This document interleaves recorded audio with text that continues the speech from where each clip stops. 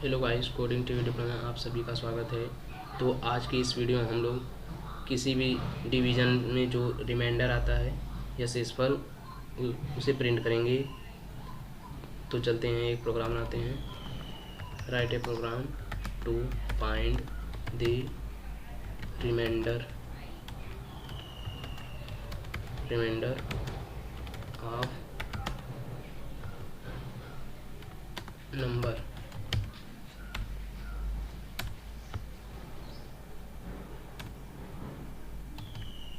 तो चलते हैं यहाँ पर preprocessor directory hash include studio .h, इसके बाद वाइड मेन, फिर यहाँ पर आप कर्ली ब्रेसेस यूज करेंगे और हम दो वेरिएबल इंट ए और बी। यहाँ पर आप दो वेरिएबल डायरेक्ट भी यूज कर सकते हैं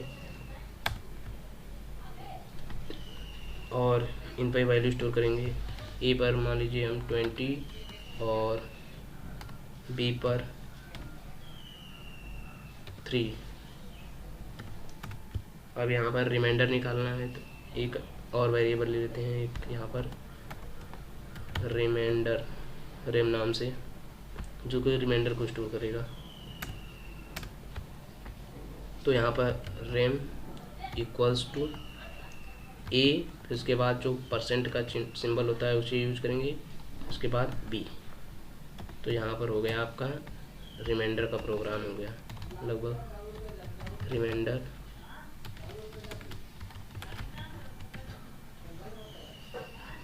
तो आप इसे अच्छे से समझिए। तो यहाँ पर आप ए, फिर उसके बाद परसेंट का सिंबल लगाएंगे, फिर उसके बाद बी सेकेंड वैल्यू। अगर हम यहाँ पर 20 में 3 से डिवीज़न करें तो हमारा कितनी वैल्यू आएगा? रिमाइंडर आएगा हमारा 20 डिवाइड बाई 3, तो हमारा रिमाइंडर 2 आएगा। 2 से इस पर बचेगा।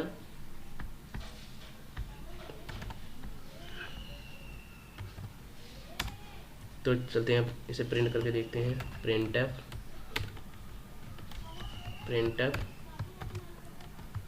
%d और यहाँ पर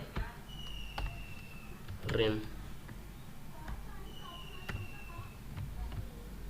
इसे रन कराते हैं। तो यहाँ पर देखिए 2 रिजल्ट आ गया। तो अब हम यहाँ इसे मैसेज के साथ प्रिंट कराएंगे।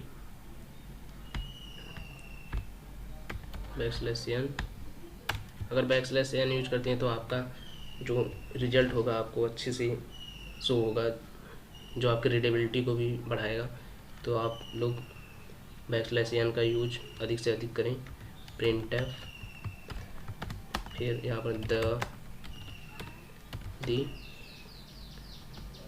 रिमाइंडर ऑफ ए, यहाँ पर ए की जगह पर हम लोग %d एंड %d, यहाँ पर बी के लिए यहाँ पर एक दोनों को नज़दीक कर देते हैं। ईज, यहाँ पर %d जो रेम पर वैल्यू होगी उसके लिए, और यहाँ पर ए, फिर इसके बाद बी और यहाँ पर रेम।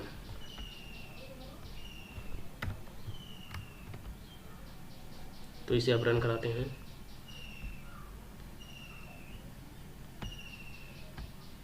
तो यहाँ पर देखिए the remainder of 20 and 3 is 2। तो यहाँ पर जो रिमाइंडर आया है डिवाइड करने पे, यहाँ पर हमें बेसिकली एंड की जगह पर बाई लिखना चाहिए। डिवाइड बाई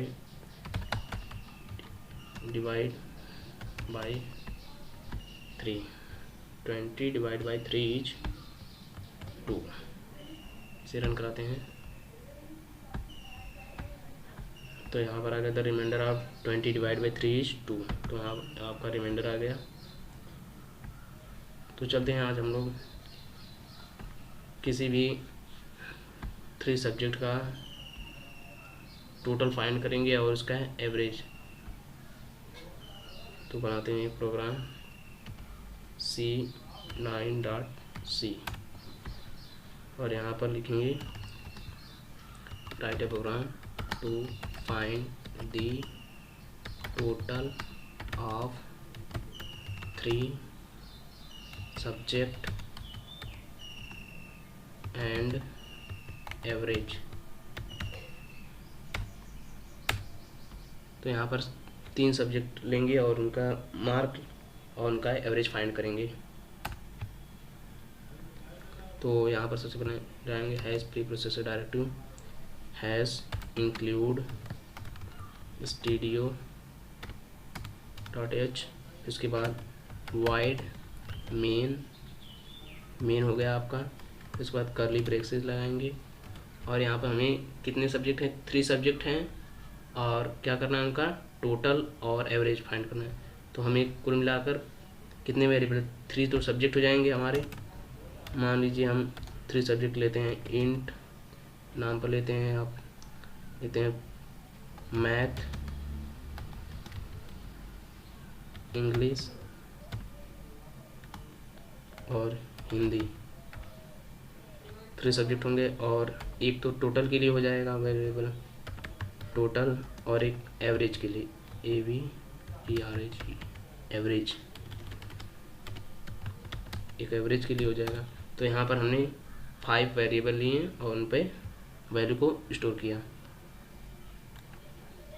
तो इसके लिए हम लोग 100 मार्क्स हम मानते हैं। तो यहाँ पर टोटल हो जाएगा आपका कितना हो जाएगा,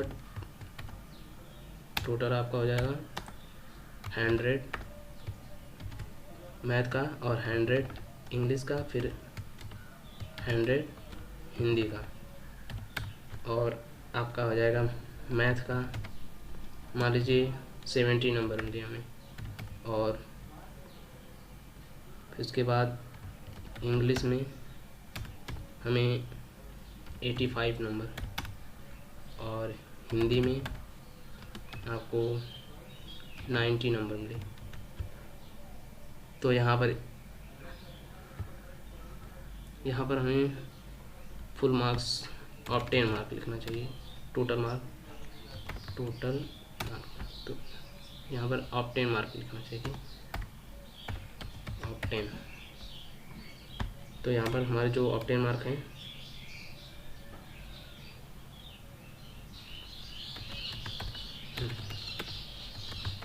ऑफ 10 के लिए हम क्या करेंगे, इन तीनों को ऐड करेंगे, math plus English plus Hindi. तो इन्हें ऐड कर देंगे, तो ये तीनों सब्जेक्ट का ऐड हो गया। और जो हमें टोटल मिले हैं, और फिर इन्हें प्रिंट करेंगे, printf %d और ऑब्टेन मार्क्स। फिर उसके बाद यहाँ पर लगा देंगे ऑब्टेन हो गया। तो इसे रन कराते हैं। तो यहाँ पर आपका 245 होगा। तो यहाँ पर देखते हैं, इसका एवरेज फाइंड करेंगे, कितना इसका एवरेज करें। ठीक है, एवरेज ही फाइंड करते हैं। printf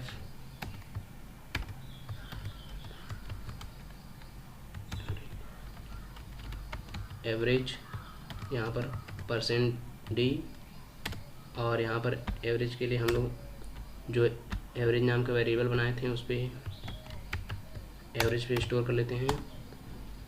ऑब्टेन बाय कितने सब्जेक्ट हैं, 3 सब्जेक्ट है, तो यहाँ पर 3 से डिवाइड कर देंगे, और यहाँ पर एवरेज को प्रिंट करा देंगे।